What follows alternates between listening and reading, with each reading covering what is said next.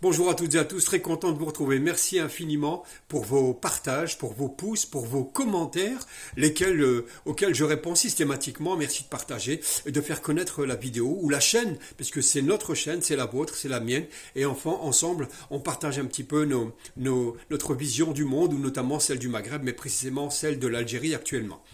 Alors, merci pour les partages. Je voudrais commencer par tous ceux qui voudraient ou qui sembleraient vouloir avoir des velléités de faire tomber l'Algérie ou de la rendre invivable ou de la faire revenir à l'âge de pierre, si j'ose dire, ou de l'âge de Tartampion. Alors, j'aimerais remonter avec certains ambassadeurs qui n'ont pas été très proches de l'Algérie, alors qu'ils auraient peut-être dû faire preuve de plus de convivialité ou d'amitié. Ça a commencé avec ce que j'appelle le corrompu, le très mal appris Pierre Duval, dont l'émir le Hussein D a cru bon de gifler en 1827. Ça a été un prétexte avec ce coup de chasse-mouche, de prétexte donc d'envahir et de vouloir donc de faire le drame et ce que les historiens appellent déjà un génocide en Algérie. Ce sera le début en 1827, 1830, c'est l'arrivée avec bien les prétextes de cette guerre. Alors ça commence de cette conquête, entre parenthèses, ça commence avec notamment une dette qui date du directoire, du temps de Napoléon, du directoire 1797-1798, où la France ne paye pas ses dettes de blé. Alors ça se reporte systématiquement, Napoléon non plus ne paye pas ses dettes, il préfère aller massacrer, assassiner en Égypte, avec l'intention d'ailleurs de Napoléon de venir aussi en Algérie, c'était son but, le petit Corse, le petit général ou le petit Napoléon, comme l'appelait Victor Hugo, qu'il appelait ainsi son neveu Louis Napoléon. Bref, cette dette impayée va effectivement se répercuter, ça va être le prétexte, puisque Charles X et Louis-Philippe, ces deux rois corrompus et un petit peu en vérité victimes de consanguinité, ils sont un peu dingues, ils sont un peu ceci, ils sont un peu voleurs aussi, on le sait aujourd'hui avec l'or des Algériens, mais pas seulement, vous verrez la suite.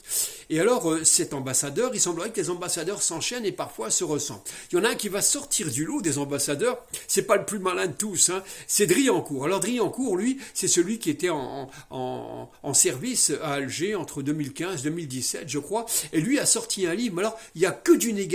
L'Algérie, il n'apporte pas dans son cœur ni les Algériens ni les Algériennes, et alors c'est que des critiques. Il y a quelque chose d'aigri chez lui, vous savez, il y a quelque chose qui passe pas. Il a les boules, ce gars-là, et dans un livre, on ne sait pas quels sont les intérêts qui servent, très proche, d'ailleurs c'est des thèses de l'extrême droite, ce Driancourt qui déverse toute sa bile, il a peut-être eu à faire face aux autorités algériennes qui lui ont tenu tête et qui lui ont dit ne vous trompez pas d'époque, l'époque d'avant 62 c'est terminé. C'est aux oubliettes, entre parenthèses. Alors, effectivement, cet homme va, encore une fois, déblatérer sur l'Algérie. Il y en aura un autre aussi avant lui, qui s'appelle Bajolet. Alors Bajolet est plus subtil, Bajolet. Bajolet, il a beaucoup d'arguments dans un livre où il développe pas mal de choses sur l'Algérie. Notamment, il nous rappellera que en 75-76, Giscard d'Estaing, qui a jamais été proche de l'Algérie, qui a été plutôt proche des thèses de l'OAS, Giscard d'Estaing, et proche par contre des diamants de Bokassa. Ça, il faut quand même le rappeler que c'était un président corrompu et un peu voleur, Végieux. Végieux, entre 75 et 76, va faire bombarder des positions du Polisario en Mauritanie. Suivez mon regard. Alors cet homme ne porte pas l'Algérie dans son cœur depuis qu'il était d'ailleurs ministre des Finances chez De Gaulle, où il faisait tout pour ralentir le développement et l'application des accords d'Évian.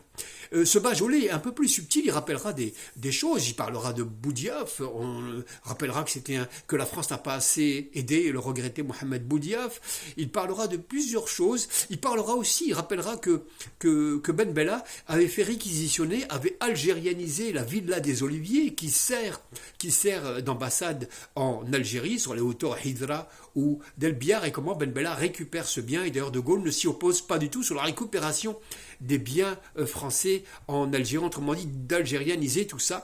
Il rappelle aussi la prise de tête qu'il a eue avec Bouteflika lorsqu'il a voulu faire revenir, enfin partir avec son cheval. Oui, oui, on sait que le cheval avait beaucoup de valeur, ce cheval de pur sang arabe, et Bouteflika lui a dit non, non, ce cheval fait partie du patrimoine, c'est une espèce assez rare, et on va la conserver. Ça, c'est des petites histoires. Disons que Bagnolet est plus politique et plus subtil que Driancourt. Moi, on voit souvent que les inconforts par rapport aux prises de position des ambassades défavorisent sur l'Algérie à l'extérieur. Il y a toujours quelque chose à dire. Il semblerait qu'ils n'ont pas digéré les fait que ce pays soit indépendant, qu'il ait payé très cher, ces 130 années de colonisation, et que ce pays est une souveraineté et décide seul. Il semblerait que cette espèce de néocolonialisme demeure toujours au point où on les voit aujourd'hui faire des pleurnichettes et accuser l'Algérie de tout, et de son contraire concernant les affaires de l'écrivaillon Sansal, originaire de Boumerdès. Alors Boumerdès, j'aimerais quand même vous dire,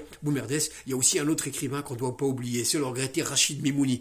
Rachid Mimouni qui a écrit de très bons livres, notamment L'honneur de la tribu, mais aussi un livre qui dit beaucoup, qui parle beaucoup de la...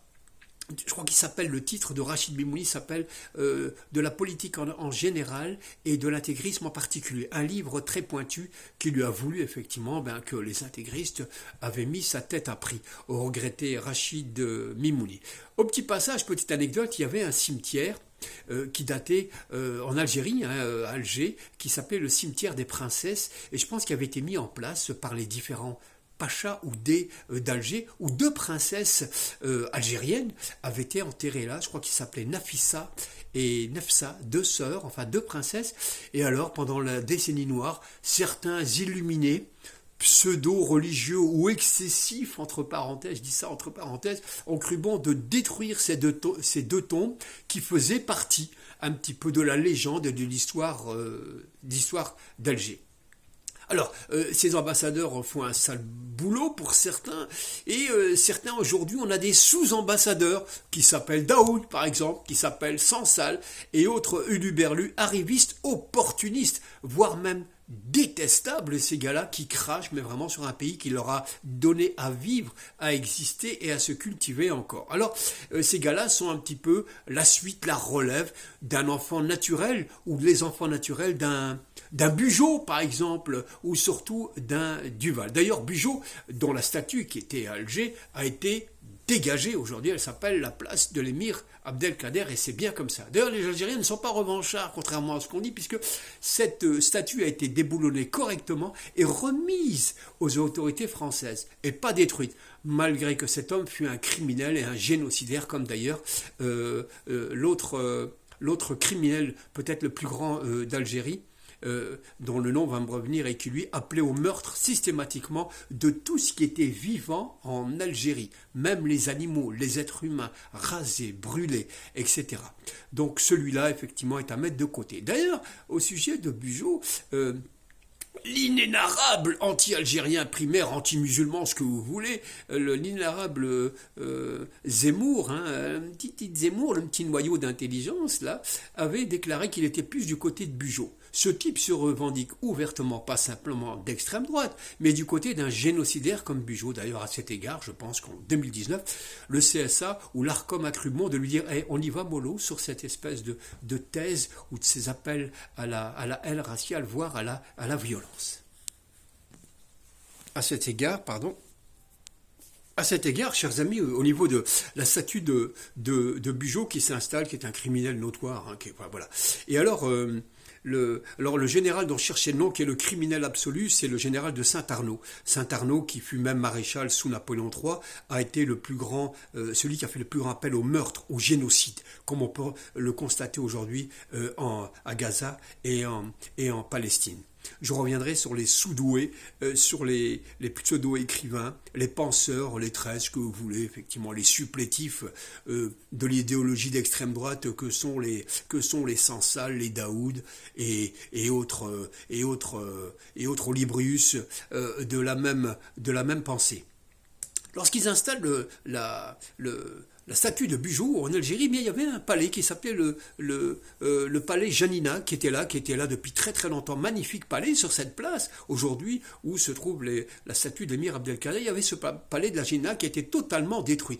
Est-ce que l'Algérie, pour se venger, a détruit la statue du général Bugeaud, comme la France coloniale a détruit le palais Janina? Non, pas du tout. L'Algérie a restitué ça. D'ailleurs, l'Algérie n'a pas a conservé à de Borès, petite allusion à la Casbah, avec un palais extraordinaire qui est resté très propre dans l'état. L'Algérie a conservé ça, bien que au sujet de la Casbah, il y aurait beaucoup à dire, et il faudrait le dire d'ailleurs sur cette espèce d'effondrement d'un joyau classé au patrimoine de l'UNESCO, qui est la Casbah, et dont les pouvoirs publics doivent de façon urgente prendre soin. Il y a dans cette Casbah un palais qui s'appelle Dar Aziza. Dar Aziza, c'est Hassan Pacha qui l'a fait construire pour sa fille Aziza, justement, Dar Aziza. Hassan Pacha qui l'a fait construire pour sa fille lors de son mariage avec le dé de Constantine. Il y a des vestiges en Algérie, il y en a plein. D'ailleurs, le président Tebboune a décidé d'une construction d'un des plus grands gratte-ciel qui s'appellera justement la tour Tebboune, qui ferait presque 900 mètres, qui serait la plus haute du monde arabe. Alors moi je me pose la question vraiment sur cette compétition du plus grand, du plus haut, si c'est vraiment une urgence, mais si ça peut apporter du prestige à l'Algérie, pourquoi pas? J'en suis pas complètement convaincu, et cette compétition à la grandeur et à la hauteur, je pense que le Maghreb et l'Algérie n'a rien en commun avec les pays du Golfe, pardon de le dire comme ça, hein. Dans son histoire déjà, de ses origines et de ce qu'elle représente dans le monde, sa révolution, son histoire. Donc vouloir aller dans la compétition du prestige au gratte-ciel, je ne sais pas si c'est la bonne chose. En tout cas, une chose qui me semble bien, c'est que le président Tebboune a décidé, je pense que ça se termine actuellement, c'est de faire une statue de 42 mètres de haut à Oran, en l'honneur donc de notre émir Abdelkader, situé sur la colline de Moujadjos à Oran, situé à 420 mètres. Voilà, c'est important que ce personnage important rayonne en Algérie, mais il y a d'autres aussi personnages qu'il faut, je crois, mettre en avant, des femmes, notamment des hommes qui ont construit cette Algérie et nous donner cette souveraineté que d'aucuns nous contestent encore beaucoup aujourd'hui. J'entends beaucoup des pseudo-intellectuels, des haineux de l'Algérie, il y en a pas mal en ce moment, on dirait que il y a une contamination de la haine en Algérie et une envie effectivement de la remettre en question complètement. Je ne serais pas étonné que certains voudraient remettre de façon masquée, de façon dilatoire, l'indépendance de l'Algérie et sa souveraineté, puisqu'on entend des leçons, des sous-fifres, des moins que rien, des mauvais atouts, des bons à rien, des mauvais atouts, qui aujourd'hui remettent en question même cette Algérie et toutes ces décisions forcément. Alors, je vous disais comme quoi l'Algérie n'est pas revancharde et elle sait respecter des personnages qui sont respectés en France, comme la statue de Jeanne d'Arc. La statue de Jeanne d'Arc a été déboulonnée soigneusement par l'Algérie et remise aux autorités françaises. Cette statue aujourd'hui trône dans la ville de naissance en Lorraine de Jeanne d'Arc à Vaucouleurs. Donc l'Algérie n'est pas du tout revancharde et vouloir détruire le passé colonial. Elle restitue quand il faut restituer. D'ailleurs, cette statue se trouvait d'ailleurs dans un espace important au centre d'Alger, entre le boulevard Mohamed V, celui du regretté et grand résistant algérien Al-Harbin Mehdi, et aussi à l'intersection de la rue d'Abdelkrim El-Khattabi. Comme quoi l'Algérie n'oublie pas aussi l'histoire commune de l'Afrique du Nord, et elle la conserve pour mémoire, évidemment. Donc il n'y a pas de revanche en Algérie, contrairement à ce qu'on voudrait nous vendre aujourd'hui. Alors, quels sont donc ceux qui seraient les opportunistes pour détruire l'Algérie? Alors le pire d'entre eux, j'ai envie de dire presque, pour moi, le plus méprisant, le plus infamant, c'est quand même ce Sifawi, qui récemment, ce type quand même qui a volé de l'argent public. Pourquoi on lui donne du crédit comme ça dans les médias alors qu'il a parlé comme une racaille au Sénat? C'est Sifawi qui est allé donc détourner l'argent du fonds Marianne, près de 300 000 euros, pour rien, hein, du vent, de la flûte, de la danse du ventre de la part de Sifawi, qui malgré tout, eh bien, les médias lui ont pardonné, tant qu'il vient cracher sur l'Algérie, sur l'islam et dire du bien d'Israël. Il suffit d'écouter, il tacle le Hamas sans arrêt, mais rien sur le génocide en cours, absolument rien, Sifawi. Et ce type, effectivement, il a pour credo, comme éternel recommencement, l'Algérie, qui lui a donné à manger, qui a fait de lui, l'Algérie entre parenthèses, pardon de le dire comme ça, a fait de lui un homme, et la France a fait de lui, on va dire un tutou, un larbin, une boniche, un bon à rien, comme les autres lascars aussi qui ont grandi en Algérie, qui crachent dessus. Cet homme aurait écrit comme... écrit lorsqu'il était en Algérie, Sifawi, dans l'Alger républicain. Alors moi j'ai honte de savoir que cet homme qui n'a aucun talent de plume, ni rien du tout, tout ça effectivement c'est de la fanfaronnade, a écrit dans un journal qui a été créé par un homme extraordinaire, qui n'était pas pourtant algérien, c'est Henri Alleg qui a décrit la torture dans son livre La Question, qui a décrit la torture et qui a créé ce journal. Quand on sait la plume d'Henri Alleg, son engagement, et qu'on voit que des boniches comme Sifawi viennent écrire dedans et s'en vantent, ça me fait un peu sourire. Au sujet de Daoud, qui pour moi n'a aucun talent, vraiment je vous le dis, d'ailleurs l'avocate Fatima Zohra Ben Brahim, une femme debout, comme toute la résistance algérienne, qui a le caractère de l'algérianité debout, et la femme respectable et combative Fatima Zohra Ben Daoud, il suffit Fatima Zohra Ben Brahim, pardon, a cette fougue et a ce talent que si vous conjuguez les talents d'un Sifawi, d'un Sansal ou d'un Daoud, il ne lui arrive pas à la cheville. Dans un seul doigt de Fatima Zohra Ben Brahim, eh bien, il y a plus de talent, de dignité, de sens de l'honneur que chez tous ces guigus qui appellent effectivement à la détestation de leur pays d'origine qui les a nourris. En fait, ces gens-là, j'ai envie de dire comme certains, je l'ai lu, crachent sur leur père et sur leur mère. Quelle indignité! Alors le camp de la revanche, je dirais, c'est plutôt du côté des nostalgiques de la colonie française, puisque l'Algérie a rendu quasiment tout ce qui était à la France, qu'elle a demandé, elle l'a donné sans vouloir demander autre chose en essence. Sauf que l'Algérie a demandé, par exemple, la restitution des têtes d'Algériens qu'elle conserve au musée de l'Homme. On ne sait pas pourquoi. Il y a quelque chose de barbare là-dedans. Il y a quelque chose de très sectaire et d'incompréhensible dans le fait de ne pas restituer ces crânes d'Algériens. L'Algérie réclame aussi le retour d'un canon qui était très célèbre sous l'époque ottomane, qui s'appelle Baba Marzouk, qui était un canon qui a fait très très mal à la France du XVIIe et XVIe siècle dans les différentes batailles que la France de l'époque faisait contre la régence d'Alger. Ce canon en 1830, il a été donc démonté, pris. Aujourd'hui, il trône à Brest. L'Algérie réclame sa restitution, eh bien, notamment Bajolais, l'ancien ambassadeur, se refuse à ça. Il a écrit en sorte, il a fait jouer ses lobbies pour que ce canon Baba Marzouk, qui est un vestige important de l'Algérie, de l'institution militaire algérienne, eh bien, ce canon n'est pas rendu. En fait, quand l'Algérie restitue des statues, etc., qui comptent beaucoup dans le cœur de la France, de son patrimoine, eh bien, la France ne fait pas la réciprocité. Tout ça est une question sur laquelle on devrait s'interroger. Il y a beaucoup de choses à dire effectivement sur ces choses qui ont été volées. Alors je vous rappelle brièvement que notamment l'épouse Cléopâtre Sélénée, qui fut l'épouse de l'immense Jugurtha à Cherchell, eh bien, beaucoup d'éléments antiques qui avaient été amenés par Sélénée, Cléopâtre en Algérie, eh bien, ont été volés au début du siècle par des directeurs de musées, et ces vestiges égyptiens qui appartenaient à l'Algérie, donc qui étaient au musée, qui étaient à Cherchell, eh bien, ont été détournés, sont aujourd'hui quelque part au Louvre. Il y aurait beaucoup de choses à dire, et d'ailleurs, j'y reviendrai un peu à la fois. Mais l'Algérie n'est pas revancharde, bien évidemment. Elle ouvre ses portes à tous les enfants de l'Algérie. Beaucoup de pieds noirs y sont revenus et reviennent encore. C'est le cas notamment de Jacques Fernandez. Jacques Fernandez qui est né à Alger, très jeune, et qui est revenu beaucoup plus tard pour faire des bandes dessinées, 3 bandes dessinées sur la résistance algérienne, très intéressantes, ces bandes dessinées historiquement vraies de Jacques Fernandez, qui est un dessinateur qui fait de l'histoire par la bande dessinée et qui a aussi fait un livre magnifique dont je vais vous montrer la couverture. Voilà, c'est celui-ci. Voilà. Jacques Fernandez, Retour à Alger, il y a plein de choses, il y a beaucoup de photos, c'est un album magnifique et on y retrouve des gens extraordinaires, des intellectuels, des lieux, on y retrouve Barberousse, on y retrouve aussi un certain Himou Brahimi, qui est un habitant de la Casbah d'Alger, un amoureux de la Casbah d'Alger, qui était, puisqu'il nous a quittés, le regretté Himou Brahimi, que Jacques Fernandez a rencontré, avec lequel ils ont échangé des choses extraordinaires. Voilà pour ce livre-là. J'aimerais aussi vous présenter un autre livre. Alors, les historiens algériens, il y en a plein, hein. Il y a aussi Benjamin Stora, qu'on ne peut pas oublier, évidemment. Il y a Mohamed Brahimi aussi. Mohamed Harbi, pardon. Et il y a aussi ce magnifique monsieur qui fut fait diplomate, résistant aussi algérien.